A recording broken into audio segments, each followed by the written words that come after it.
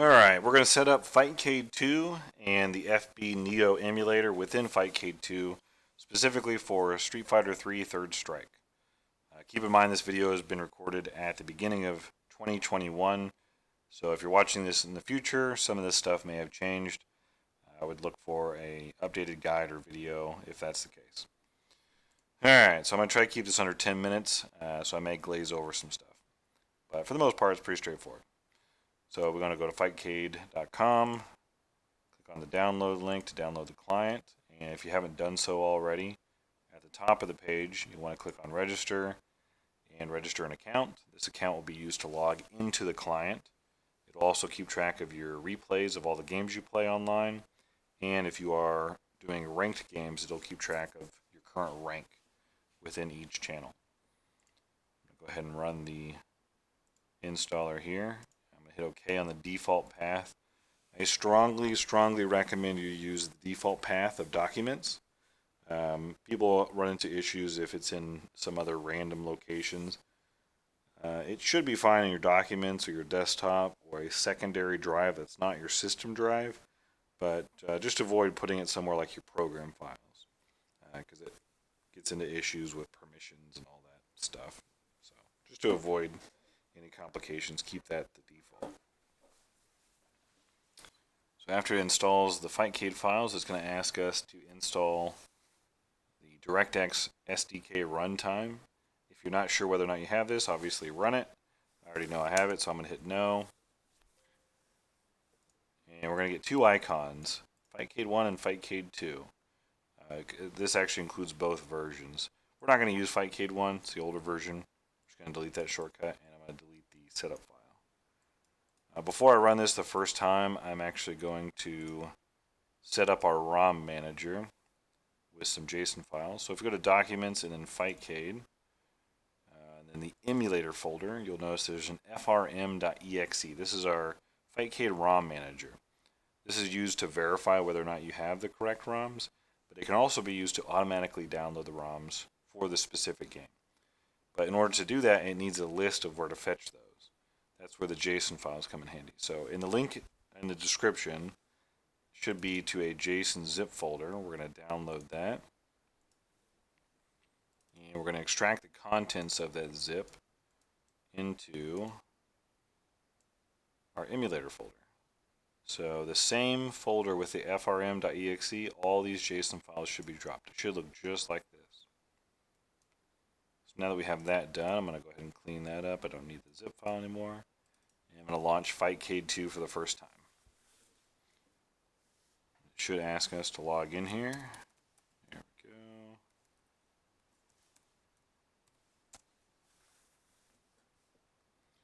And you'll be at the welcome screen.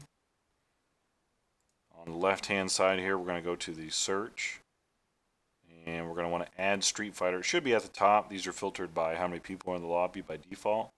But if it doesn't show up, this is going to be Street Fighter 3 Third Strike Fight for the Future Japan 990512 No CD Arcade FC2. So go ahead and click on join on that. And if we did everything correctly earlier with those JSON files, you should see this black box pop up. This is going to be that ROM Manager automatically downloading the necessary ROM for whatever channel you joined. While this is downloading, we're going to set some settings in Fightcade. So if we click on the gear here, this is where you can change your avatar. Note that if you update your avatar and gravatar, it may not show up right away. You may have to wait like up to a day, but eventually it will show up. Next we have the smoothing and input lag. Set this to 0 or 1. Automatic is not great from a lot of people that have reported using automatic. 0, as it says, is more jerky. 1 is like a safe buffer. So these are how many frames of delay you're allowing for the netcode to kind of disguise where there is hiccups or lag. So 0, if you have a really good connection with somebody, it's low latency. 0 might actually work just fine, and it'll feel as best as it can. But most of the time there's a little bit of hiccups, so be on the safe side, set it to 1. checking this next thing, ranked player, if I actually go into the Third Strike channel, you'll notice the names of the players on the right. If this is unchecked, it's just going to show their connection and names. So if you check this, it's actually going to show their active rank, if they are ranked players. If you are telling Fightcade you're a ranked player, you don't have to play any ranked games. This is just a way to see potentially how good these people are. That way, if you're newer, you probably don't want to challenge somebody S rank. You know, that's just not going to be a good time. But next, at the very bottom, we have desktop notifications, which you probably want. And sound notifications, I personally turn those off because they're very loud. But these notifications are related to if somebody sends you a challenge. So if somebody sends me a challenge and this is minimized, it'll pop up letting me know, hey, somebody wants to play. Before we continue, I'm actually going to go into our installation path, Documents, Fightcade, Emulator, and then FB Neo. And you should see an FB Neo. Yep, there's a notification thing working. You should see FB Neo exe in there. That's the actual emulator that's going to be used. Go ahead and launch that. You should just get a black window. We're launching it now so we can set the volume of the emulator. If you launch the game for the first time, it could just blow your ears out, and it's super loud. So with this black box up here, right click on your speakers, go to Open Volume Mixer, and set where it says Fightcade FB Neo. Make sure it's the one that says FB Neo. Set that very, very low. I'm talking like 3 to 5. It's really loud. And you can adjust it once the game's open, but you want it pretty low. Alright, so we're going to close that. Go back to Fightcade. And so people are inviting me right now because I'm set to online. If you don't want people to invite you, or you want to only be the one to send invites, set your status to away. Right now, people are set to online show up under the Looking for Players section, which you can filter, by the way, by clicking Looking to Play. You can click on it to filter by different things. If you're set to away, you're going to show up down here under the Not Available. You can't challenge anybody if they're offline, so make sure if somebody's looking for you, you set yourself to online. But next we're going to go to Test Game, and we're going to set all the settings for the emulator in here. If you ever need to change settings, make sure you do them through Test Game so that they take effect in your next online match. So these settings are going to be based off of testing that I've done with the high-speed camera for input delay, and also other people's reports of performance and previous guides as a foundation. So the settings I'm going to mention here, I strongly recommend you use. Some people may tell you otherwise, but I've done a lot of research and testing, so I'm pretty confident these are going to be the best settings as of early 2021. So under video, we're going to go to options here. We're going to uncheck scan lines.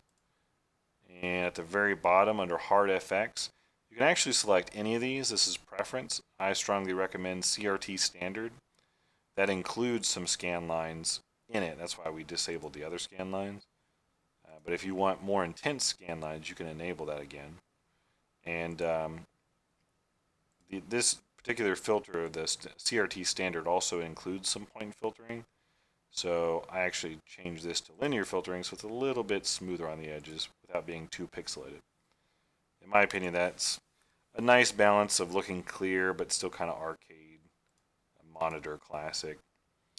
Next, we're going to go back to the video and options, and then go to windowed full screen. You want to check that. So what that means is when you full screen, which you can do by pressing Alt-Enter to go back and forth between full screen and windowed. You can also double click the window.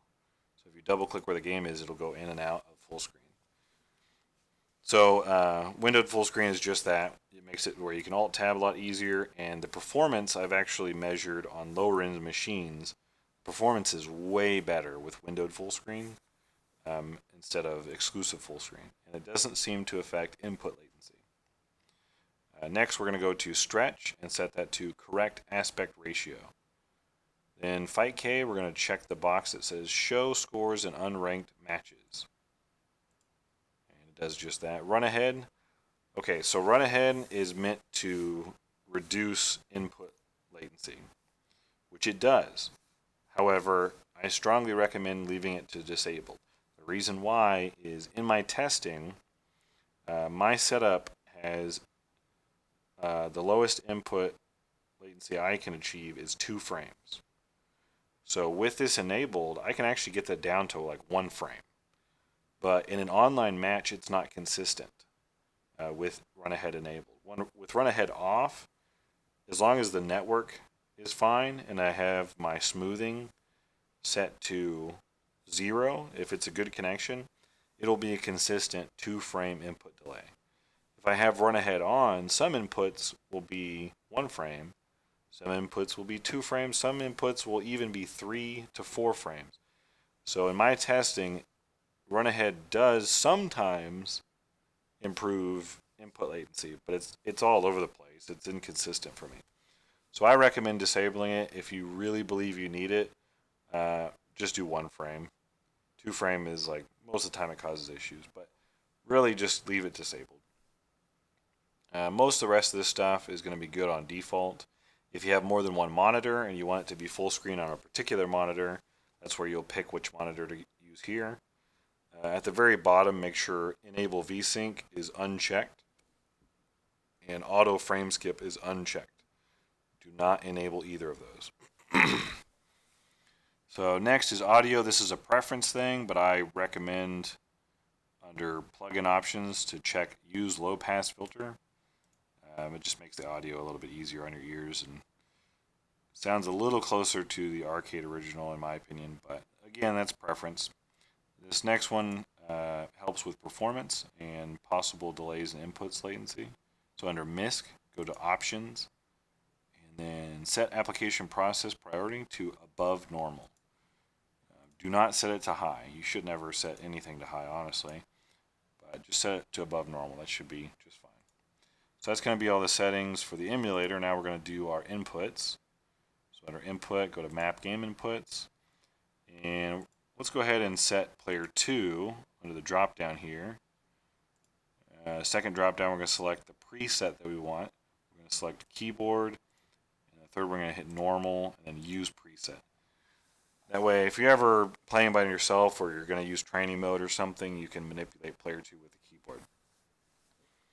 So next, we're going to go map our controls. So on the column it says Map to. If you click in where it shows the button for that, it'll pop up a little window asking for the input. This is where we're going to press a button and it's going to take that input. If for whatever reason you're not getting your controller detecting here, it's probably because you plugged it in after we launched the game. So if that's the case, close this window, close the game, and then hit Test Game again with your controller plugged in. So I'm going to go through here and set all of my controls by clicking in here and then pressing the button associated with it.